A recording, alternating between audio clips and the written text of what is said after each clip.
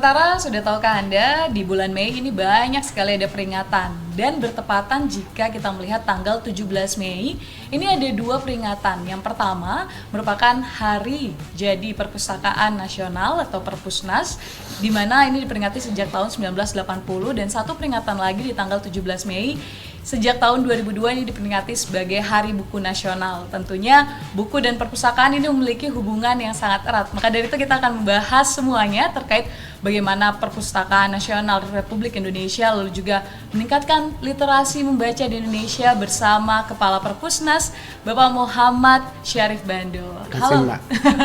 Langsung ini ya Pak ya. Siap. Siap, langsung semangat tentu saja. Kalau Ya. misalnya ini di bulan Mei menjadi momentum yang luar biasa Pak Syarif. Betul. Seperti yang sudah saya sebutkan, ini menjadi hari jadi untuk Perpustakaan Nasional dan juga Hari Buku. Sekiranya apa harapan dari seorang Kepala Perpusnas terkait dua hal ini? Ya, pertama tentu saja kami menyampaikan dulu terima kasih kepada seluruh sahabat Antara dimanapun yang saat ini bisa menonton dan menyaksikan pemberitaan Antara. Kemudian tentu saja sebelum masuk kepada agenda Perpustakaan Nasional, tentu saja momentum tanggal 2 Mei sebagai Hari Pendidikan menjadi sangat penting karena di situ peran guru ya selalu ada tagline tidak semua guru hebat tapi semua orang hebat adalah hasil didikan guru. Itu pertama. Dan perpustakaan merupakan bagian tata perpustakaan dari pendidikan yang kemudian pada tanggal 17 Mei tahun 1980 menjadi lembaga pemerintahan non kementerian dan tetap dikoordinasikan oleh Kementerian Pendidikan. Nah, di hari yang sangat baik besok tanggal 17 Mei di samping sebagai Hari Buku Nasional, kami akan menginjak usia ke-43. Usia yang sangat matang dalam usia produktivitas yang harus betul-betul tangguh untuk mengemban tugas yang sangat berat. Harapan kami yang pertama adalah masyarakat Indonesia bisa menikmati bahan bacaan di mana saja berada. Ini memang tantangan kita karena masih ada ketimpangan pemerataan bahan bacaan terutama antara pusat dan daerah, terutama di daerah 3T yang menjadi concern dan perhatian Bapak Presiden. Pembangunan harus dimulai dari pinggiran dan untuk program 2024 penegasannya untuk memperkuat sarana prasarana pendidikan bagi daerah terluar, tertinggal dan terdepan. Nah, yang kedua, tentu saja kita tidak serta-merta dan ikut-ikutan terus menghakimi bangsa kita sendiri sebagai bangsa yang budaya bacanya rendah sebelum menghitung infrastruktur yang memadai untuk mereka. Seperti kita tahu bahwa UNESCO telah menetapkan standar minimal 3 buku baru bagi setiap orang setiap tahun. Asia Timur, Tiongkok, Jepang, Korea, Eropa Barat di negara-negara Skandinavia dan Amerika Utara itu mereka bisa menghasilkan dan menyediakan minimal 15 buku baru bagi setiap warganya setiap tahun. Minimal 15. Ya. Apa yang terjadi di kita adalah satu buku ditunggu 90 orang. Jadi jangan buru-buru menghakimi masyarakat kita sebagai bangsa yang rendah budaya bacanya tanpa mengetahui prasyarat yang fundamental untuk membaca. Baik. Kenapa masyarakat kita habis waktunya kurang lebih 6-7 jam media sosial? Karena fasilitas untuk dibaca di kampung-kampung nggak ada kecuali bermedia sosial. Bahkan dia harus pinjam untuk beli kuota untuk mengisi waktunya.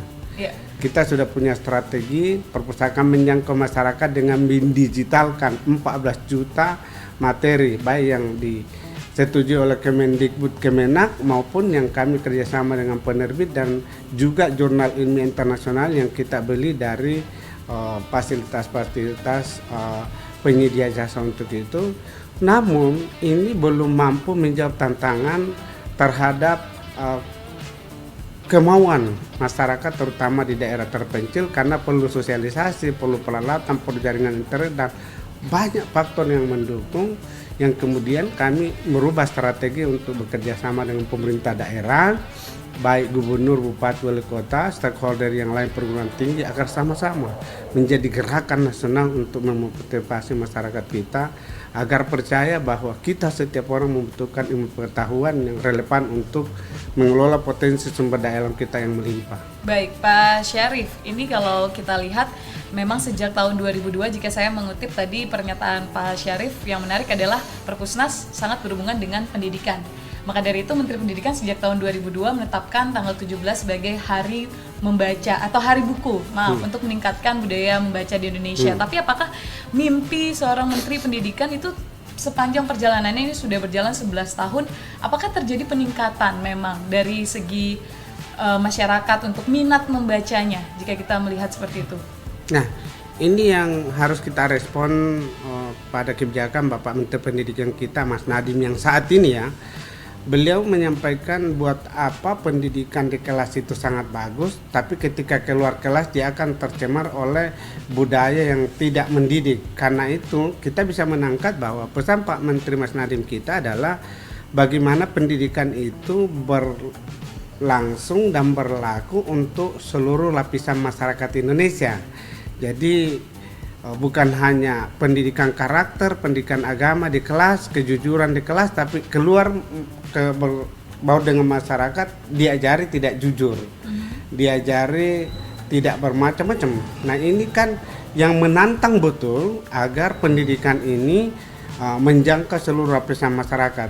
Kebetulan sekali kami dari perpustakaan itu orientasinya pada pendidikan non formal, bagaimana menyiapkan bahan bacaan, bukan hanya bahan bacaan yang ada di kelas, tapi terutama untuk mengakomodasi kepentingan masyarakat yang terjun sebagai ibu rumah tangga, kepala rumah tangga dengan modal pendidikan SD, SLTP, SLTA. Seperti kita tahu bahwa data penduduk kita yang tembus pada perguruan tinggi itu kurang lebih hanya 10%, dan yang menyelesaikan pendidikan S1, S2, S3 mungkin tidak cukup 7%. Itu artinya ada tugas dan tanggung jawab pendidikan kita, baik di Kementerian Pendidikan dan lembaga-lembaga lain yang mengelola pendidikan, apatah lagi perpustakaan yang memang dalam manifesto IPLA UNESCO dikatakan bangku terakhir bagi setiap orang yang telah selesai pada pendidikan formal adalah perpustakaan umum.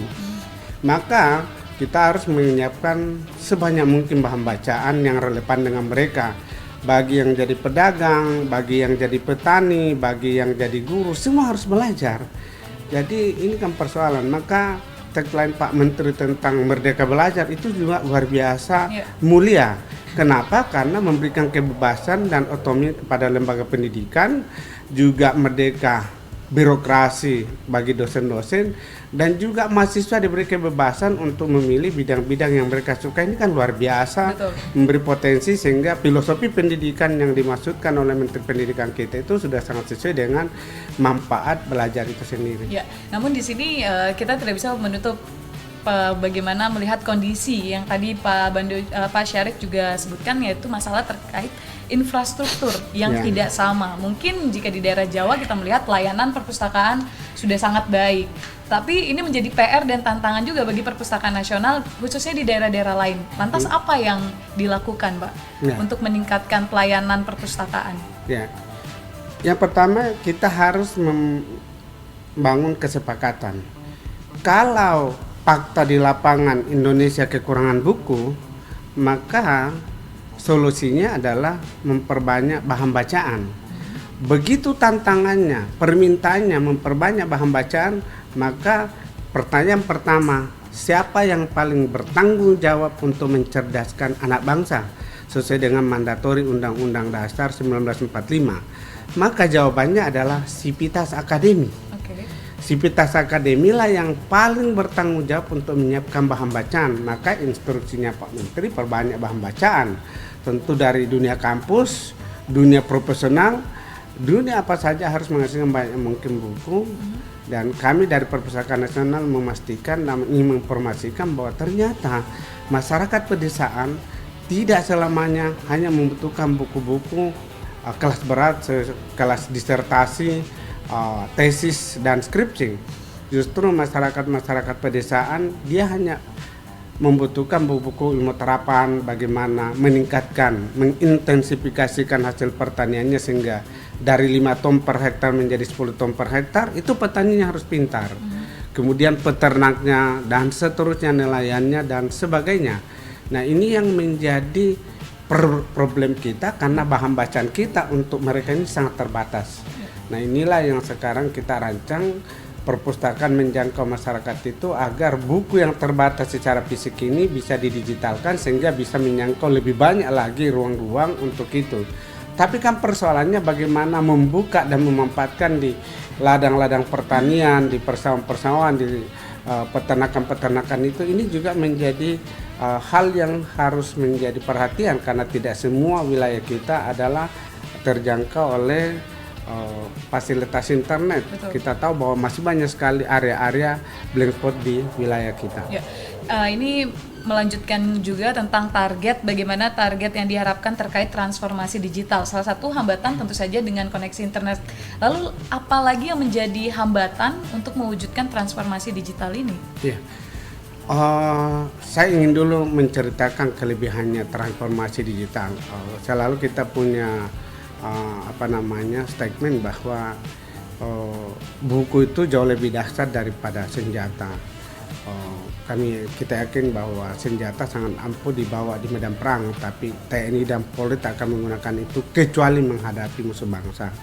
Karena satu peluru memang hanya menembus satu kepala, tapi sejatinya menghancurkan jutaan nilai kemanusiaan.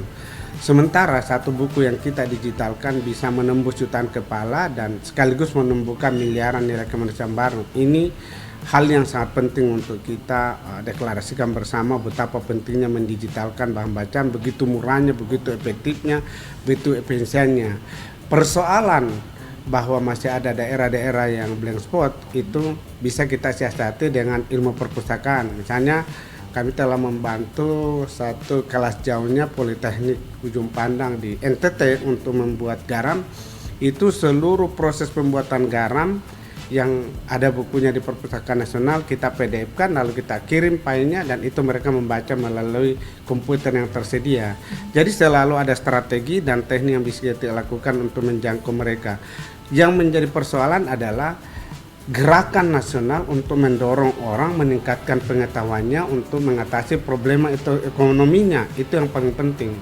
Bahkan kami dari Perpustakaan Nasional dalam kerjasama dengan UMKM dan koperasi ekonomi kreatif itu menggagas namanya transformasi perpustakaan berbasis inklusi sosial, yaitu menerima daftar usulan dari para bupati, wali kota, para gubernur tentang masyarakat yang memang betul-betul terdampak pandemi COVID-19, putus lapangan kerja, dan kita latih sesuai dengan pilihan ekonominya. Tentu kami tidak punya anggaran, tapi kami punya imajinasi, ide, gagasan dari semua buku yang tersedia.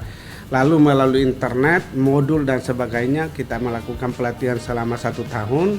Dan pada akhir tahun kita akan mengumpulkan stakeholder meeting itu untuk mempresentasikan bagaimana mereka menciptakan UMKM dari potensi yang ada di sekitarnya, misalnya beternak ayam bangko, misalnya membuat catering dan seterusnya. Saya pernah dikritisi kenapa Perpustakaan Nasional mengajari bertani. Saya bilang ini kan ada ruang 90% masyarakat Indonesia yang ada di pedesaan yang tidak tembus kebutuhan tinggi, dan ada sekitar 30% yang secara de facto hidup di dunia agraris harus kita fasilitasi. Tapi tentu kita juga harus bicara tentang bagaimana Indonesia menuju kepada negara produsen dengan penguasaan teknologi. Ini menjadi hal yang sangat krusial ketika Bapak Presiden menyampaikan tentang program peningkatan kualitas SDM dalam RPJM 2020-2024. Baik, sebelum kita membahas tentang itu, di sini juga ada satu problem selain terkait tentang transformasi digital, yaitu bagaimana pengembangan, pembinaan, lalu juga perlindungan bahasa Indonesia. Kita tahu ini sangat penting, lalu juga bahasa serta aksara daerah. Ini menjadi concern juga bagi Perpusnas sendiri. Nah, bagaimana upaya Perpusnas untuk menjaga kelestarian naskah-naskah tersebut?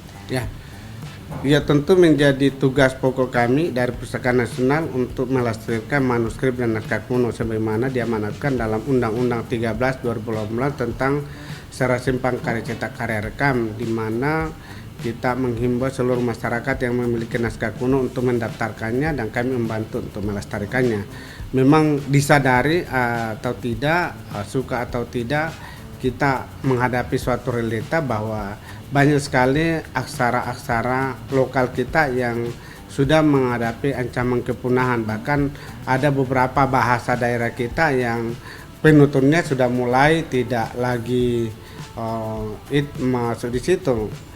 Terutama dalam bahasa daerah karena pengaruh daripada ini. Nah, ini memang kami akan bekerja sama dan membantu Balai Bahasa yang memang punya tugas untuk itu, dan kemudian bagaimana kita memastikan bahwa pemanfaatan daripada manuskrip-manuskrip yang ada itu bisa terus kita angkat ke permukaan tentang bagaimana Indonesia memiliki manuskrip yang sangat dihargai di seluruh dunia. Bahkan kalau Antara tahu itu di pemerintah Belanda itu sebenarnya banyak sekali mengakomodir sistem pemerintahan yang didapatkan dari manuskrip-manuskrip di Indonesia pada situ, antara lain misalnya di Babat Tanah Jawi, kemudian Babat Diponegoro dan Panji dan Ilagaligo di Bugis dan sebagainya. Ya, kalau untuk menjaga kelestarian pasti sudah ada strategi-strategi yang seperti Pak Syarif tadi sebutkan. Namun di sini mungkin sebagai saya adalah generasi milenial atau generasi Z mungkin tidak mengerti tentang pentingnya naskah-naskah ini. Lalu apakah ada hal yang dilakukan oleh Perpustakaan Nasional untuk memperkenalkan kepada generasi-generasi muda terkait tentang naskah-naskah Nusantara tersebut? Ya. Kami sangat aktif untuk itu, bahkan saya selalu menonjolkan bahwa satu-satunya negara di dunia yang pernah memiliki aksara lebih dari 100 itu hanya Indonesia. Ada aksara Bugis, ada aksara Bali, aksara Batak, tentu saja aksara Jawa kuno, Jawa Pegon, kemudian aksara Sunda, dan seterusnya.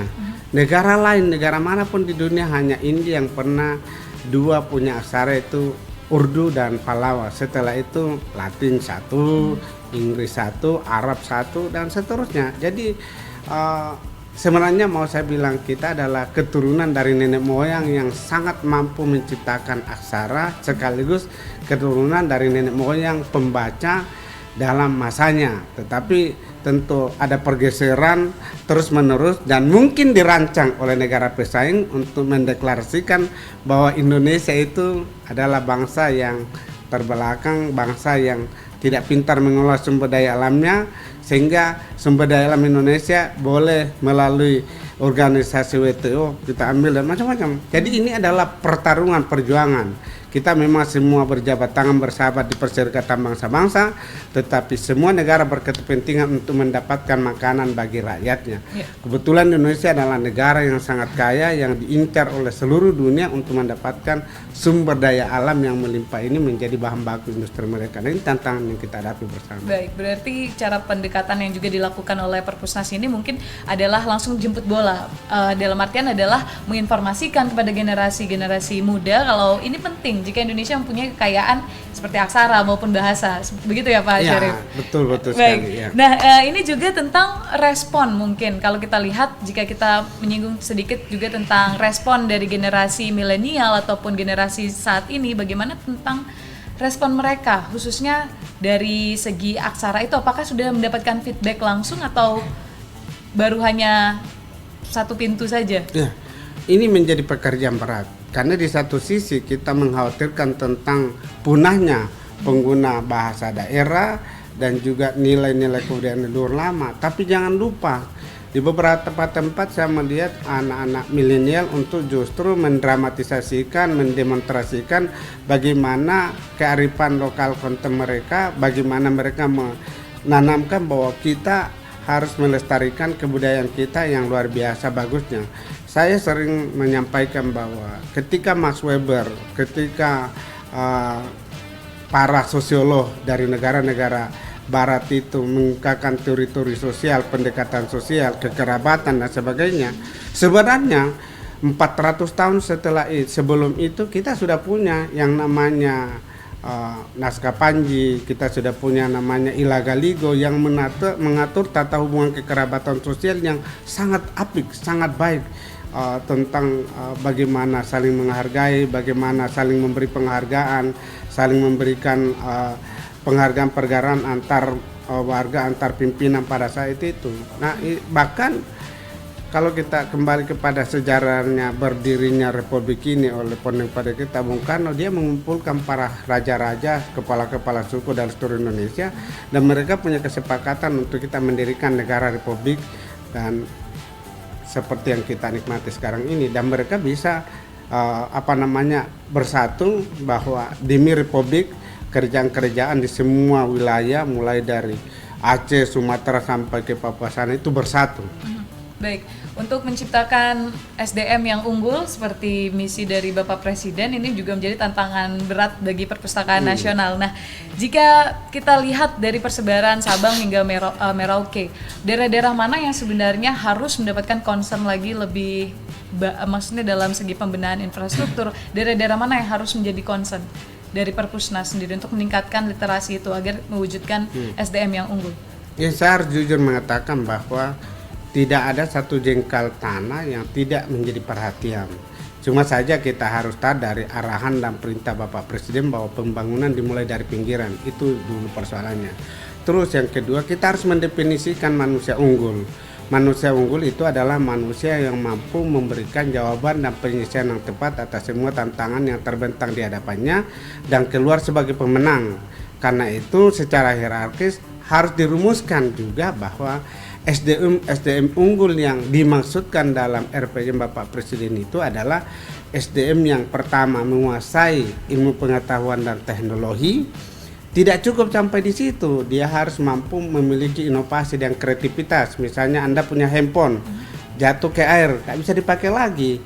Maka dibutuhkan orang-orang yang punya inovasi dan kreativitas untuk menciptakan mobile phone yang water resistor. Ya, sampai kapan kita menunggu handphone yang water resistor, itu tantangannya kembali kepada para pemangku kepentingan. Yang ketiga, tidak cukup hanya dengan penguasaan pengetahuan teknologi, tidak cukup hanya inovasi dan kreativitas, tapi harus mampu menciptakan lapangan kerja. Kalau menciptakan lapangan kerja harus mampu menyerap tenaga kerja agar pengangguran bisa berkurang. Dengan lapangan kerja tersedia, angkatan kerja terserap, maka income per kapita masyarakat meningkat. Income per kapita maka devisa negara meningkat, maka tingkat kesejahteraan kita bisa meningkat, sehingga guru bisa mendapatkan gaji 2 kali lipat, 3 kali lipat dari yang sekarang, seperti yang misalnya diterima guru-guru dan dosen di Singapura, kira-kira gitu. Baik, nah turunan dari program ini sendiri yaitu program rencana pembangunan jangka menengah nasional ini tentu saja terkait juga tentang peningkatan literasi. Nah, ini mungkin boleh dijelaskan apa saja tingkatan literasi yang ingin diwujudkan? Silakan. Ini yang literasi kan harus dirumuskan dulu definisinya. Literasi adalah kedalaman pengetahuan seseorang terhadap satu subjek ilmu pengetahuan tertentu. Jadi bukan menyeluruh. Tidak perlu kita pintar semua pelajaran tapi tidak bisa diimplementasikan. Karena akhirnya harus punya inovasi dan kreativitas untuk memproduksi barang dan jasa.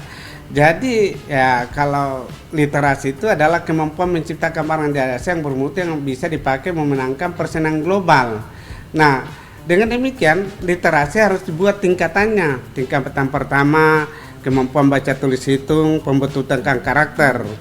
Kemudian akses ilmu pengetahuan terhadap bahan bacaan yang terpercaya, terjangkau, terkini, terlengkap tentang Indonesia. Jangan orang Indonesia tinggal di Sulawesi tapi dia tidak mengerti tentang kekayaan Sulawesi. Kalimantan, kekayaan Kalimantan luar biasa, itu kan harus dituangkan dalam buku-buku. Maka kami ingin menghimbau kepada pemerintah daerah agar bupati wali kota itu menuliskan tentang asal usul kebudayaan kabupatennya. Karena tidak mungkin menunggu dari kabupaten untuk menuliskannya itu.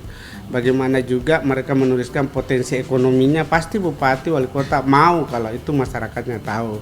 Kemudian bagaimana potensi sumber daya alam, terutama potensi pariwisata kita sebagai salah satu sumber devisa negara yang sangat besar. Yang ketiga, yang masalah kita kan selalu dihakimi oleh dunia melalui yang namanya PISA di bawah OECD, bahwa kemampuan anak Indonesia untuk memahami makna bahan bacaan itu hanya 15% dari total responden yang diambil. Artinya 85% anak Indonesia di tingkat kelas 2 SLTP yang tidak mengerti makna dari apa yang dibaca ketika disodorkan oleh surveyor dari PISA. Ini kan yang menjadi tantangan.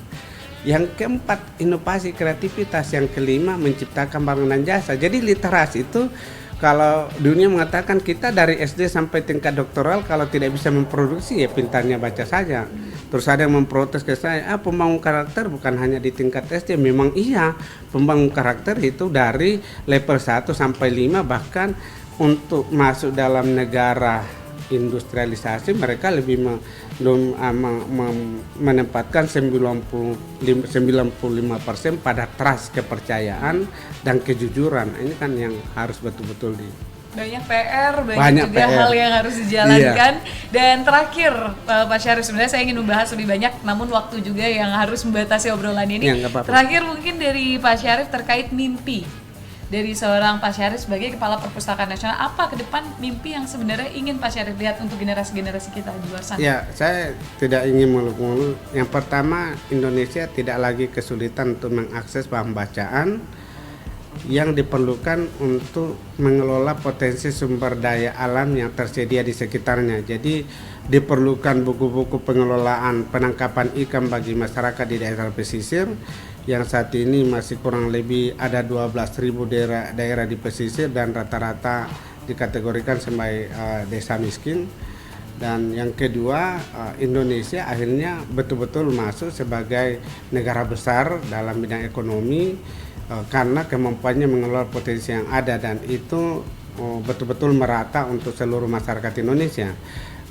Karena yang menjadi filosofi pembangunan kita adalah turunan dari Pancasila, yaitu sila yang kelima, keadilan sosial bagi seluruh rakyat Indonesia. Mereka harus betul-betul merasakan kemerdekaan dan kemakmuran itu dimanapun dia di atas permukaan Nusantara, bukan hanya di Aceh, bukan hanya di Papua, bukan hanya di Kalimantan, bahkan di Jakarta sini bisa saja terdapat hal yang tidak sesuai dengan harapan mereka. Maka ini pemerataan dan keadilan menjadi tugas kita, dan kami dari Perpustakaan Nasional tentu saja memiliki kewajiban moral untuk berkontribusi dalam bangun kekuatan semua stakeholder agar berkontribusi untuk menyiapkan bahan bacaan yang bisa diimplementasikan di manapun di wilayah NKRI. Baik, terima kasih Pak Syarif Bendo atas obrolan yang luar biasa. Tentu saja mewujudkan mimpi dari Pak Syarif ini menjadi tantangan kita semua,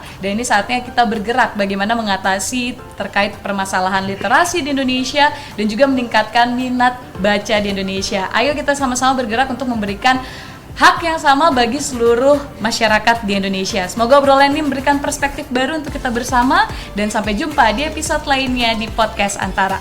Bye!